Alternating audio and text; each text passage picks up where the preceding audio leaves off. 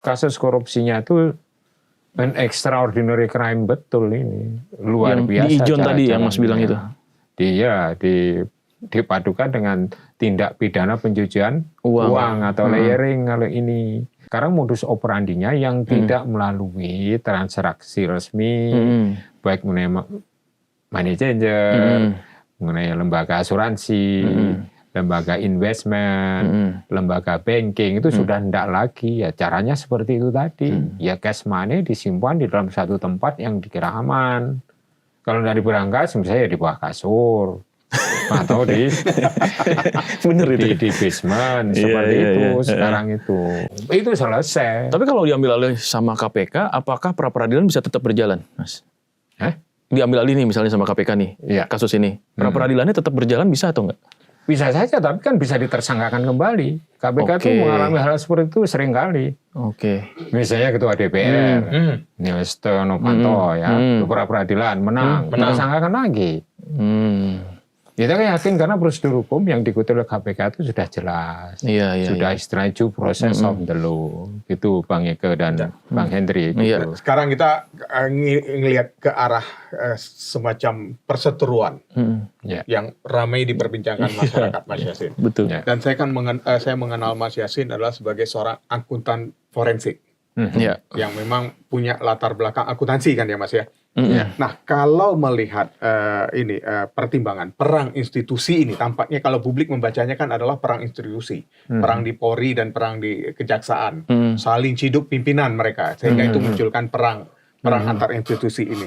Kalau melihat tampaknya seolah-olah perebutan kasus dugaan korupsi yang sangat besar ini, yang melibatkan pejabat-pejabat di kedua institusi ini, bagaimana seharusnya kita bisa melihat aliran dana? Kan kalau kita mengacu dalam hal TPPU atau korupsi itu kan follow the money selalu mengacu konsepnya. Bagaimana Mas Yassin melihat supaya ini benar-benar terbuka?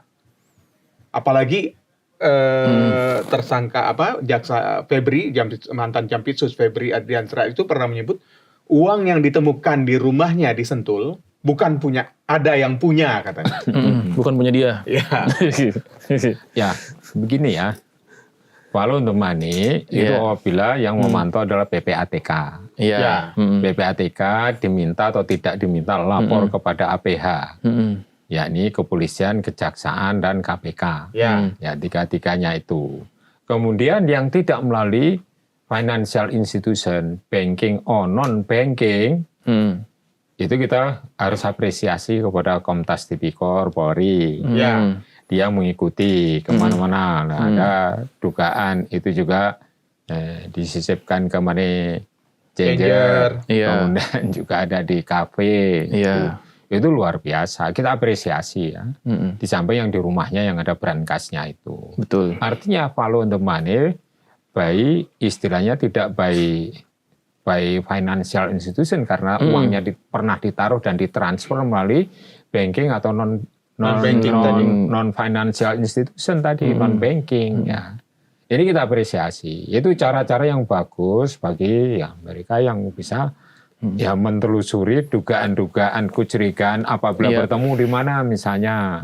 Di kafe diikuti kan seperti itu tuh bagus. Cara-cara KPK juga seperti itu bila ingin mendapatkan informasi yang tidak hanya sekedar berasal dari PPATK atau dari informan handling yang lain itu bisa saja dengan cara-cara seperti itu. Kita apresiasi itu. Tapi dugaan itu kan yang mengerucut kepada kasus yang sedang ditangani oleh Polri, Komnas Tipikor. Itu misalnya saja itu korupsi batubara di downgrade kualitas teknik dari batubara. Ya kan? Di samping itu juga volume dari penyetoran batubara. Ini kan menimbulkan itu. Sehingga untuk mengamankan tidak di Polri-nya tapi di Kejaksaan pada saat nanti di proses hukum untuk penuntutannya. Itu luar biasa ini. Jadi kalau menurut saya ini kasus korupsinya itu an extraordinary crime betul ini. Luar biasa. Di Ijon tadi yang Mas bilang itu. Dipadukan dengan tindak pidana pencucian uang atau layering kalau ini. diwujudkan uang yang haram itu dari dugaan suap job yang dari pengadaan barang dan jasa dan yang lain-lain, pembayaran utang misalnya ya, dari kewajiban Krakatau Steel maupun yang dari PT Asabri itu kan luar biasa, sekitar 24 triliun yang dia mainnya adalah di money market, itu kan luar biasa itu. Betul-betul an extraordinary crime. Justru KPK itu didirikan untuk menangani an extraordinary crime. Sehingga KPK itu adalah an extraordinary body yang bisa menangani kasus korupsi yang kategorinya adalah an extraordinary crime tadi itu, Bung Hendri. Iya, ini sudah ada instrumennya lah di KPK gitu ya maksudnya ya Mas ya. Iya ya. Untuk KPK bisa kan lebih canggih, itu. punya kewenangan yang lebih dibanding yang lain. Bisa melakukan penyadapan di saat itu tahapan penyelidikan. Itu mestinya digunakan oleh KPK berkoordinasi dengan APH sebelumnya. Ya ini kepolisian dan juga bisa dengan kejaksaan.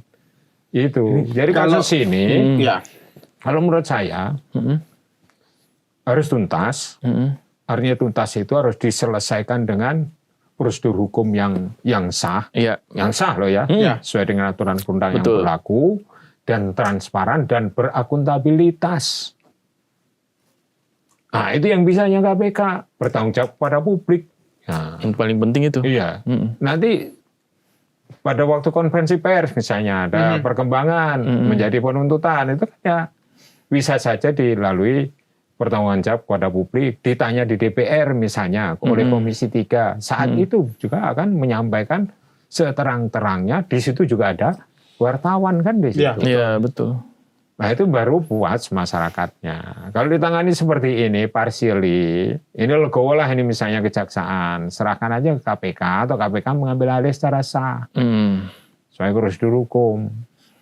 Dan itu atas padahal kalau kita melihat dari koridor hukumnya, Mas Yasin tadi menyampaikan bahwa di pasal 10 ya KPK bisa mengambil alih dengan menggunakan undang-undang itu ya Mas ya? Iya. Bisa mengambil alih dengan undang-undang itu. Iya. Artinya kalau saya membaca dengan kebijakan pimpinan KPK akan mengambil alih, itu akan lebih terang benderang kasus ini. Iya. Jadi walaupun ini bukan jurisprudensi, meskipun karena ada ketidakpercayaan publik juga sedikit terhadap KPK saat ini. Sebagai dasar acuan, walaupun tidak bisa dikatakan sebagai jurisprudensi, karena kan tidak diputuskan oleh hakim. Jadi kasus-kasus yang ditangani sebelumnya oleh kejaksaan, kemudian diambil alih oleh KPK dengan alasan-alasan seperti kriteria yang ada di dalam pasal 10A itu sudah pernah dilakukan pada saat pasal di aturan 10A itu ada di pasal 9 Undang-Undang 30 tahun 2002. Ya, yaitu apabila kasus korupsi ditangani di dalamnya ada unsur korupsi.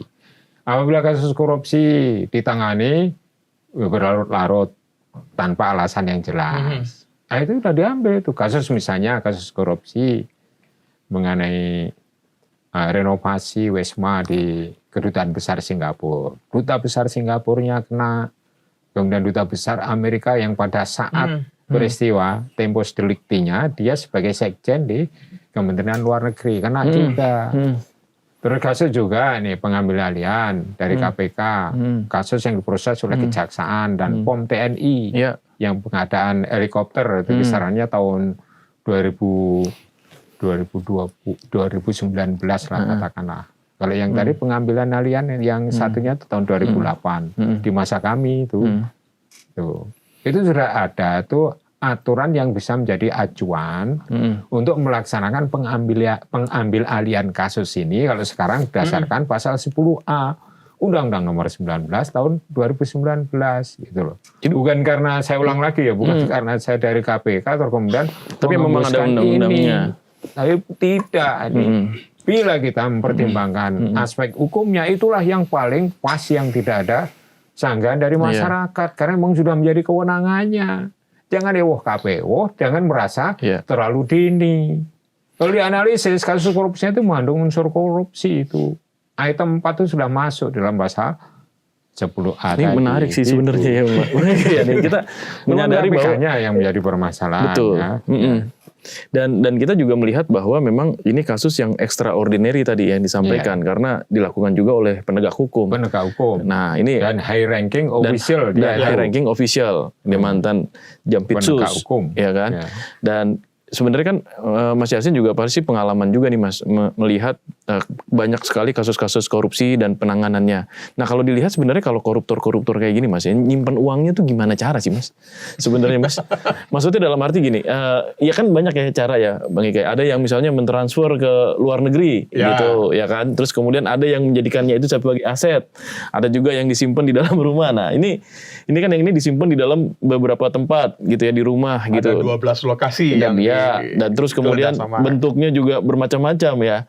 Kayaknya udah ada perkembangan dari hanya sekedar rupiah, dolar Amerika, dolar Singapura, sekarang ke emas nih. Gitu. Nah ini memang seperti itu modus operandinya atau sama kah? Atau mungkin di sini ada perkembangan yang lebih signifikan lagi, Mas? Ya, emas itu seharusnya disimpan di dalam, misalnya itu kan ada bank-bank yang menawarkan jasanya untuk menyimpan deposit box gitu untuk emas. Dan juga ada, kalau misalnya itu disimpan di bank kan cepat ketahuan. Demikian juga dengan uang. Dengan transfer itu sudah pasti dipantau oleh PPATK. Makanya modus operandi yang sekarang itu, kalau ngasih uang juga tidak transfer. Ya, kasus-kasus kecil misalnya yang ditangkap KPK. OTT itu kan langsung cash ya. OTT langsung cash. Itu bungkusnya adalah tas kresek. Itu artinya, yang ingin saya jelaskan itu bahwa sekarang modus operandinya yang tidak melalui transaksi resmi, baik mengenai money changer, mengenai lembaga asuransi, lembaga investment, lembaga banking, itu sudah tidak lagi. Ya caranya seperti itu tadi. Ya cash money disimpan di dalam satu tempat yang dikira aman. Kalau dari berangkat, misalnya di bawah kasur. Atau di basement seperti itu sekarang itu, sehingga melacaknya tuh memang perlu effort yang lebih dan harus harus jeli untuk menganalisis itu, yang kalau pergerakannya tidak secara elektronik atau digital itu kan sulit, itu manual kan. Makanya Mas Yasin memuji tadi ya apa yang dilakukan pihak kepolisian bisa menemukan uang yang sebesar itu. Lah tuh. Nah, tapi ketika sudah kelihatan nih uangnya nih, kan jadi pertanyaan publik kan sebenarnya siapa yang punya nih segini banyaknya, atau dari mana nih asalnya kan gitu ya Mas. Nah itu gimana cara membuktikannya ya, atau enggak cara menelusurinya lah gitu. Follow the money, udah ketemu nih money-nya gitu, terus follow siapa lagi gitu. Ya itu kan ada beberapa yang dipanggil saksi persesuaian, pernah bertemu siapa saja, misalnya di suatu tempat, entah di rumahnya atau di kafe atau tempat lain gitu. Atau di lapangan golf, atau di lapangan yang lain, kan begitu. Kan saksi-saksi itu nanti, kalau bersesuaian, itu sudah menimbulkan satu alat bukti ya, dan saksi ahli tentunya. Jadi uang itu tidak mungkin gratisan itu tanpa adanya suatu katanya predicate crime-nya apa.